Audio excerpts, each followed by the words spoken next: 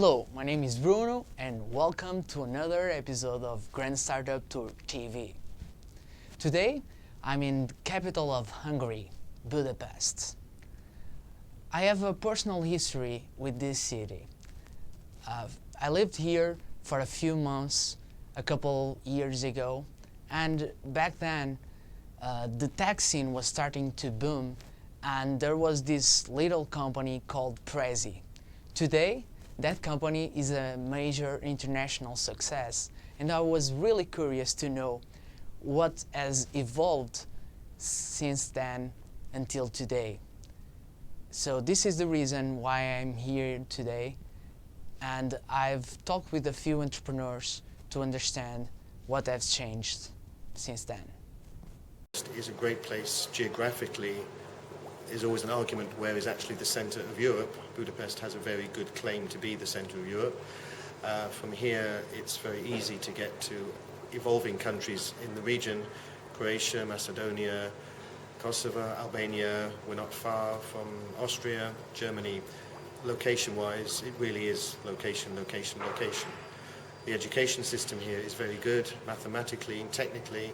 There's some great people coming out of here for all sorts of reasons, not just the 50 years of communism. There is a slightly different, older style mentality with the older people, but the young people that are coming out of here really have some fabulous ideas.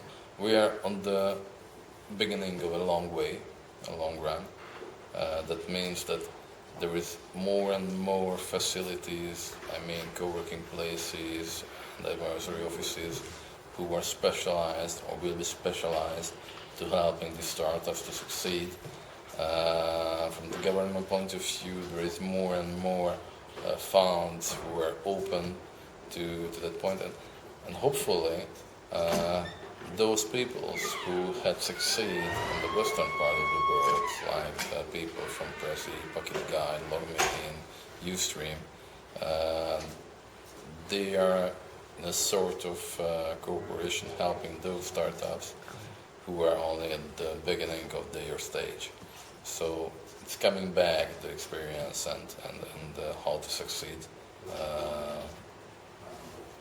Bill, if I can say it so. And fortunately, there is more and more events. There are a lot of meetups, there are a lot of workshops, there are few foundations which are really specialized on helping startups, like the European Entrepreneurship Foundation. The ecosystem I think is really good to start a startup, because you have co-working spaces and incubators and events and accelerators and Jeremy funds and angel investors and VCs.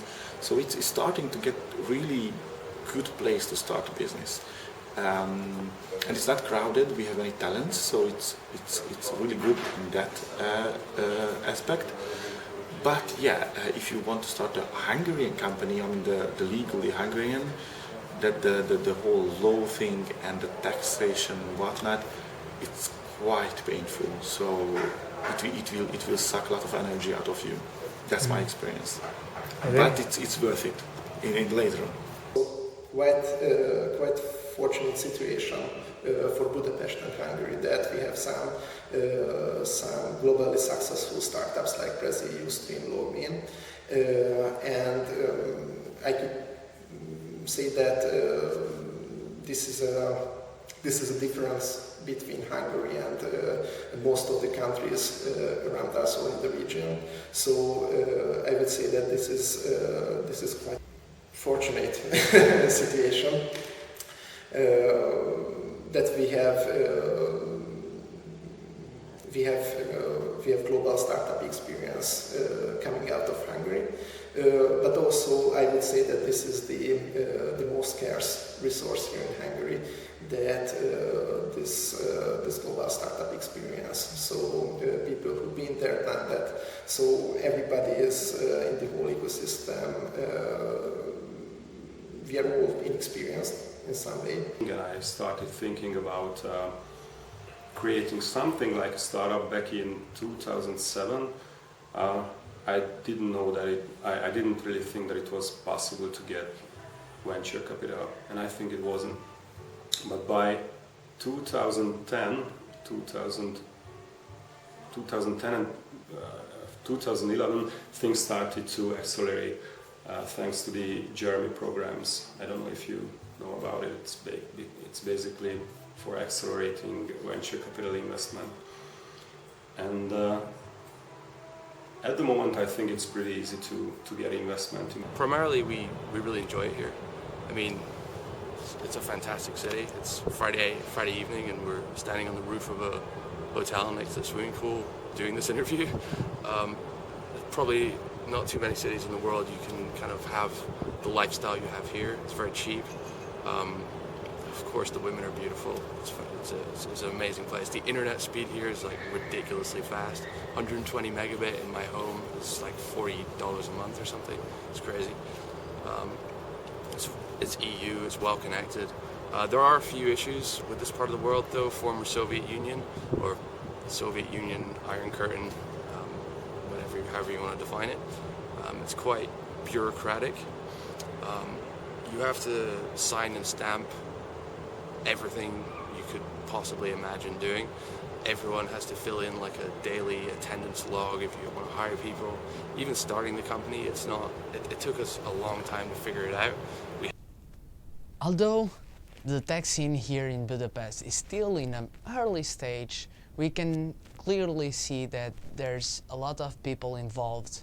There are a lot of co-working spaces popping up everywhere, and above all, there are a lot of really great ideas, really great people trying to make something really cool here. And one thing that really blew my mind was the multicultural diversity of this city that has brought the same thing to the companies. In every company I've seen people from all over the countries. For example, Prezi has people from 17 different countries.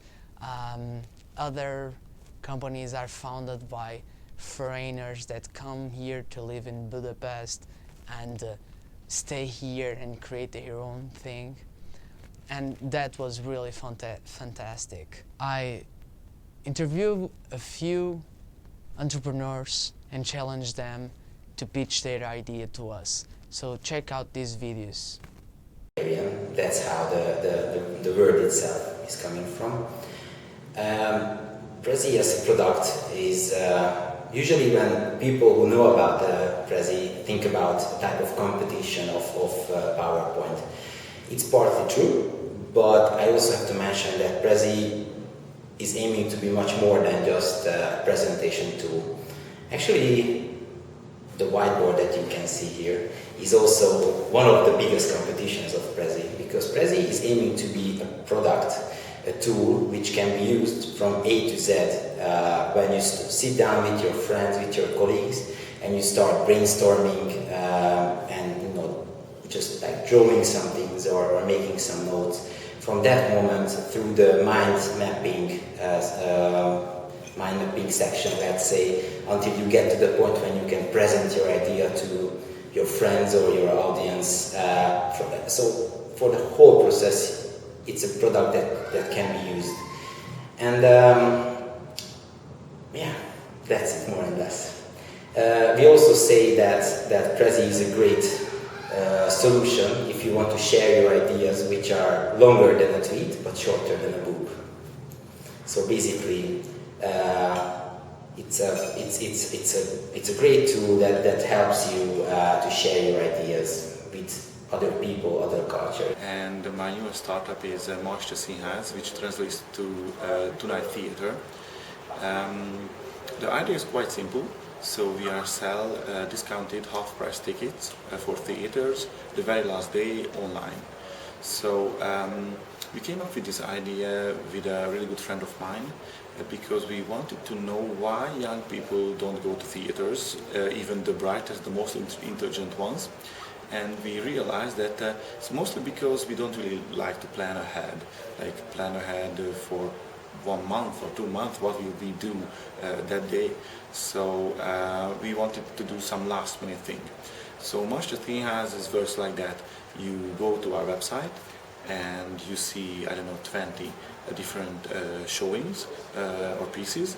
You select one, you buy the ticket online for half price, you print out the ticket and you go that day.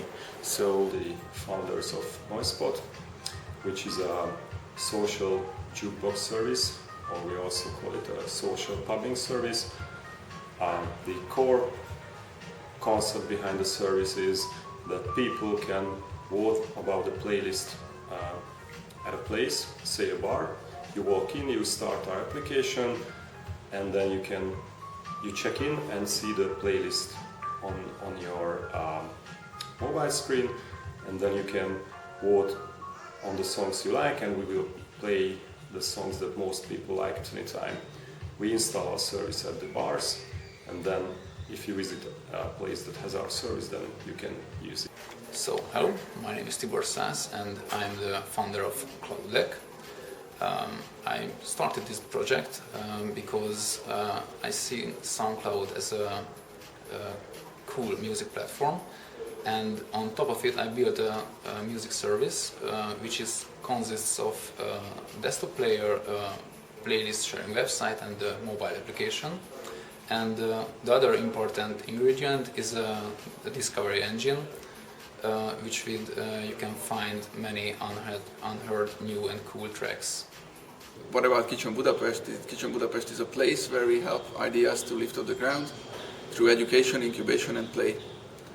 We do it with two legs. One is research and one is startup, and you will hear about more from Balint, who is head of the research part, and from Bence, who is head of the startup part.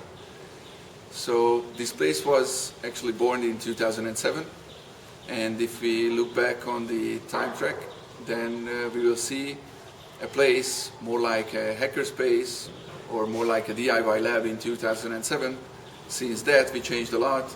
So if we go through this timeline, in from 2007 till, let's say, 2009, we did this DIY open source, more hackerspace-like space. And then from 2010 and 11, we turned into more like the art scene. So we created a couple of art and tech projects. And from the beginning of 2012, we focused more on a closed laboratory, let's say, but we are not wearing white things and looking into microscopes. So we are hacking with everyday technology. We're trying to do something new with everyday technology. And we also introduced our startup leg, where we are open to people from outside Kitchen Budapest and to help them ideas to make it fly. At Collabs. Collabs is a technology hub and startup center based in Budapest. We are working with lots of startup companies and lots of professional people like designers, entrepreneurs, investors and programmers and hackers. So basically we are attracting talented people from 3 different areas like design, technology and business, and we are helping them to form teams, and after selecting the most promising ones and matching them with mentors, and also we are providing the first investment for the best projects. Perfect. How many startups are incubated? So, basically anything that a website needs to do to attract and get traffic to its site. The term inbound marketing is a relatively new Koiten term. I think it was Rand Fishkin that came up with it, maybe not. But that's essentially what we do. It's primarily consulting. Most of our clients are, as I said, are in US, UK, Australia, where the money is, really. Although we're currently recruiting some software developers, and we plan to build some pretty cool products, software products, which are obviously much more scalable. And excuse me. We plan to build some software products which are much more scalable. We have some good ideas around some platforms we want to build, kind of closely related to this whole inbound marketing community, around having good content on your website and educating people on how to do that, and also selling the content to them as well. So Flickly is an animated explainer video production company, and we produce videos that are 60, 90, and 120 seconds long so that our customers can explain what they want to their audience in a short and concise and engaging video. We started Flickly because we saw an opportunity to produce animated explainer videos at an affordable price and in a very fast and efficient manner, while not compromising on the quality.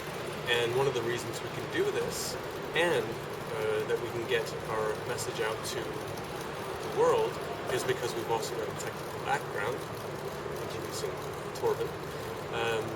Got a lot of very smart people throughout the world that contact us, and they've got great ideas, and they're like, we want to get our message out to our customers, please help us do that. So we offer 60, 90, and 120 second videos in order to do that, and we do it in a very short time at an affordable price, and this is why I think we've got a lot of friends out there, and that's basically what Flickly is all about. I hope you enjoyed this episode as much as I did. I always have a fantastic time when I come here to Budapest, and I invite you to come here and visit this beautiful city. That's it for now. I hope to see you again in the final episode of Grand Startup Tour in Vienna.